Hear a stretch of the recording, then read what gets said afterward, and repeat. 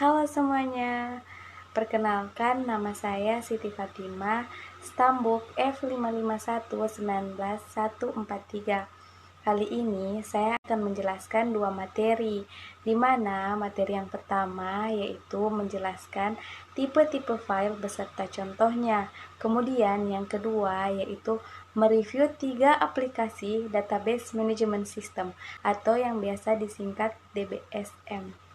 Ya, kita masuk pada materi pertama, yaitu 5 tipe-tipe file. Tipe file yang pertama yaitu file master, atau biasa disebut file induk, yaitu file yang digunakan untuk menyimpan data dari sistem informasi tertentu secara lengkap dan dipelihara secara teratur. File ini merupakan file utama dari file-file yang lainnya. File induk dapat diperbarui dengan adanya file transaksi.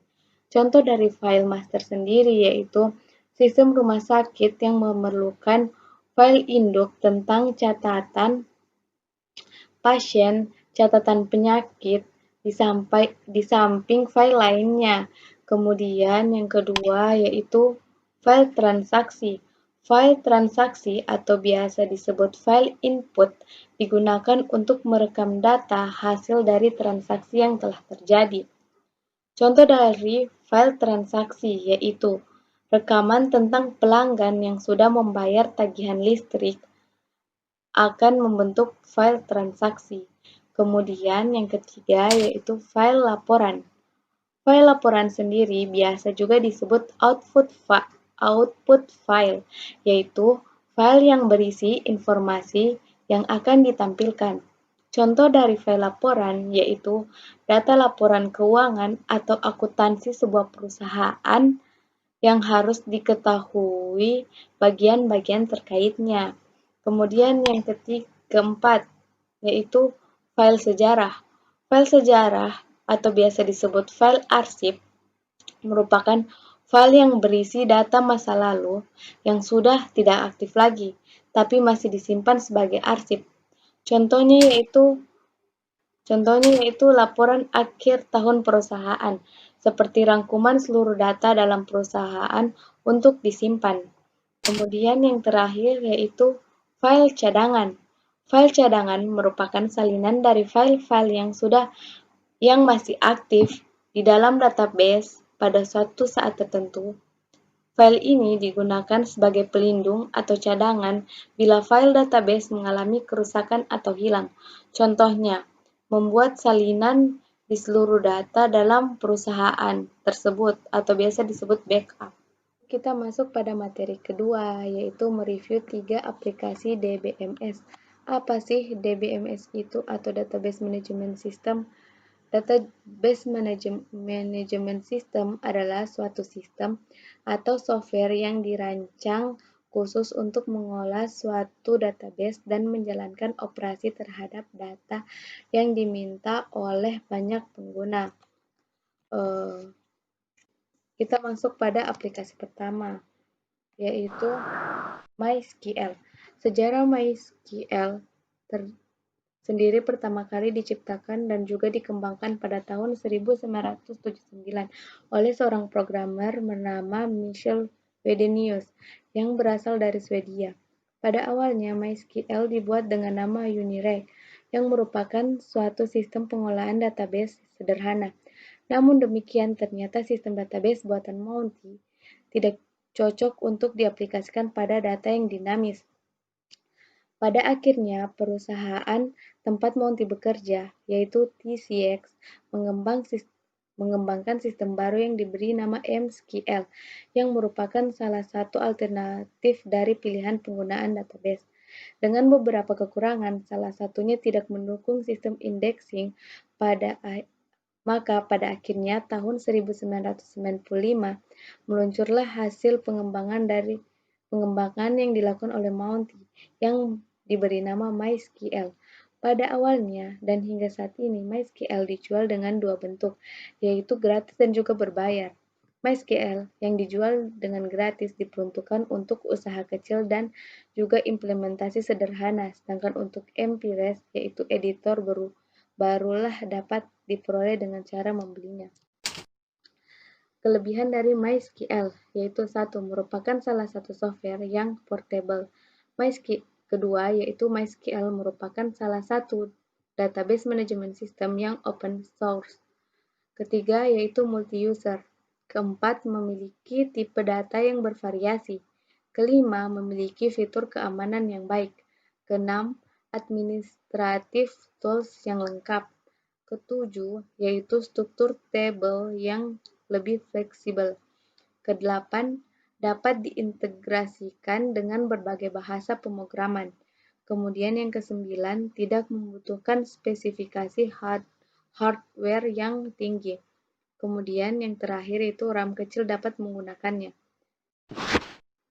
Lalu kekurangan dari MySQL, yaitu satu, sulit untuk diaplikasikan pada instansi atau perusahaan dengan database yang besar. Kemudian support yang kurang. Kemudian yang ketiga, tidak populer untuk aplikasi game dan mobile. Kemudian kita ke aplikasi kedua, yaitu Oracle. Sejarah Oracle yaitu Oracle merupakan salah satu vendor software yang dapat bergerak di bidang database management system yang saat ini ketika kurang lebih 40 tahun berdiri, Oracle sudah menjadi salah satu perusahaan teknologi terbesar yang menyediakan layanan software database management system yang banyak digunakan oleh banyak orang dan juga user. Oracle pertama kali didirikan pada tahun 1977, di mana pada tahun tersebut Oracle berhasil menciptakan suatu sistem pengolah database yang untuk mengolah data dalam jumlah yang sangat besar, yang dimana terdiri dari jumlah data dan juga angka yang sangat banyak, yang pada saat ini masih jarang bisa dilakukan oleh banyak user. Kemudian, berdirinya Oracle dan juga sistem database-nya memungkinkan para user atau programmer menjadi lebih mudah dalam mengolah database yang sudah ada. Meskipun memiliki jumlah data yang juga angka sangat banyak, tahun-tahun berikutnya Oracle mulai mengembangkan sistem dan menjadi salah satu vendor database management system terkemuka di dunia. Oracle versi pertama menggunakan bahasa Assembly yang kemudian digantikan menggunakan SQL, yang saat itu digantikan fungsi RDMS atau Relational Database Management System. Pada tahun 1986, Oracle mulai go public dan setahun berikutnya tercatat sebagai perusahaan besar yang ada di dunia hingga tahun 2010. Oracle sudah menelurkan versi 11G dengan rilis 2 untuk membantu meningkatkan efisien yang dari penginputan dari pengolahan database dan penurunan biaya penyelenggaraan IT di suatu instansi. Kelebihan dari Oracle yaitu pertama, memiliki kemampuan yang baik untuk melakukan manajemen sistem database. Dua, jumlah data dan angka yang dihandle sangat besar. Ketiga, mengolah data dengan cepat dan akurat. Keempat, memiliki kemampuan untuk melakukan cluster server. Kelima, dapat melakukan manajemen user. Keenam, yaitu multi-platform. Ketujuh, pemrosesan data yang cepat. Ke-8, memiliki kemampuan flashback. Kekurangan Oracle yaitu harga software database management sistemnya tinggi dan mahal.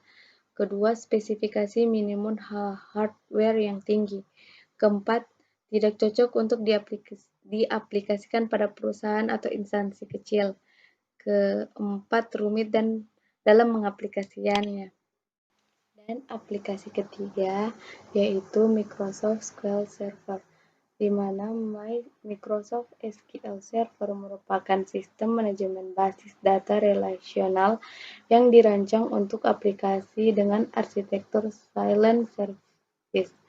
Fitur pada Microsoft SQL Server yaitu mempunyai kemampuan untuk membuat basis data mirroring dan clustering.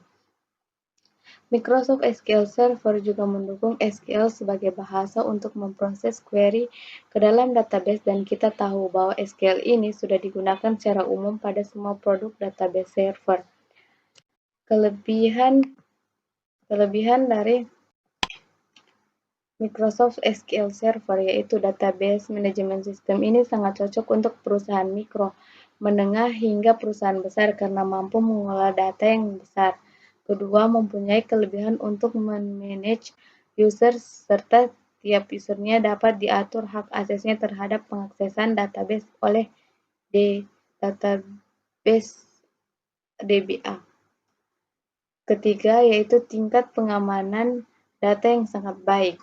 Keempat, yaitu dapat melakukan atau memiliki backup, recovery, dan rollback data. 5. Kelebihan lainnya mempunyai kemampuan membuat database mirroring dan juga clustering. Kekurangan dari Microsoft SQL Server yaitu 1. Perangkat lunak atau software yang diberi lisensi dan tentunya pemakainya membutuhkan biaya yang tergolong cukup mahal.